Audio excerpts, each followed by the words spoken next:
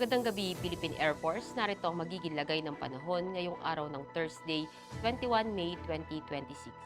Sa kasalukuyan, meron tayong binabantayang low pressure na nasa loob ng ating Philippine Area of Responsibility na kaninang alas 3 ng hapon ay huling namataan sa layong 925 km east ng southeastern Mindanao. At ang nasabing low pressure naman ay mababa naman ang tsansa na maging ganap na isang bagyo sa loob ng 24 oras. At dahil nga sa trap nitong si LPA, asahan natin dito sa Surigao del Sur at Surigao del Norte ang maulap na kalangitan na may mga kalat-kalat na pag-ulan, pagkulog at pagkidlat.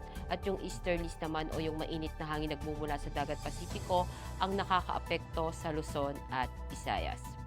At para sa magiging lagay ng panahon para bukas, asahan natin ang Luzon at Visayas ay makakaranas ng bahagyang maulap hanggang maulap na kalangitan na may mga pulupulong pag-ulan, pagkulog at pagkidlat. At sa Mindanao naman, partikular na dito sa Davao, asahan natin yung maulap na kalangitan, may mga kalat-kalat na pag-ulan, pagkulog at pagkidlat. At maglalabing bahagi naman ng Mindanao, asahan natin yung bahagyang maulap hanggang maulap na kalangitan na may mga pulupulong pag-ulan, pagkulog at pagkidlat.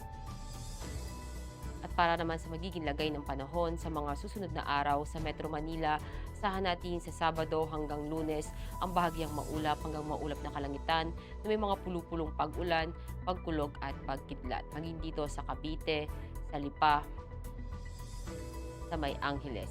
Sa Puerto Princesa, asahan natin sa Sabado ang bahagyang maulap hanggang maulap na kalangitan, may mga pulupulong pag-ulan, pagkulog at pagkidlat. At pagsapit ng Linggo at Lunes, asahan natin yung maulap na kalangitan, may mga kalat-kalat na pag-ulan, pagkulog at pagkidlat. Maging dito sa May Kalayaan Island.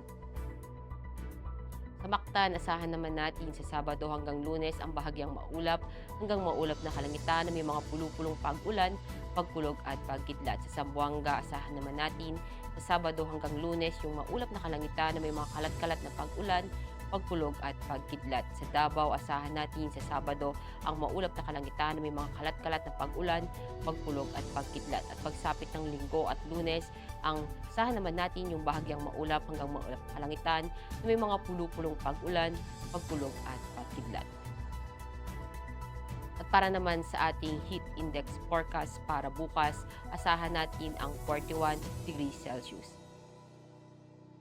Ang araw ay lumubog ng 18:18 at sisikat bukas ng 05 to 7.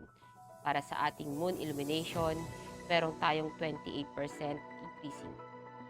Para manatiling updated sa lagay at taya ng panahon, i-follow lamang ang Air Force Weather Center sa aming mga social media accounts. At yan lamang latest update natin sa weather sa ngalan ng aming commanding officer na si Colonel Alvin John Cugador, POP GSC. Ako si Staff Sergeant Ashley F. de Maculangan, Philippine Air Force, Weather Broadcaster ng Air Force Weather Center. Muli, magandang gabi, Philippine Air Force.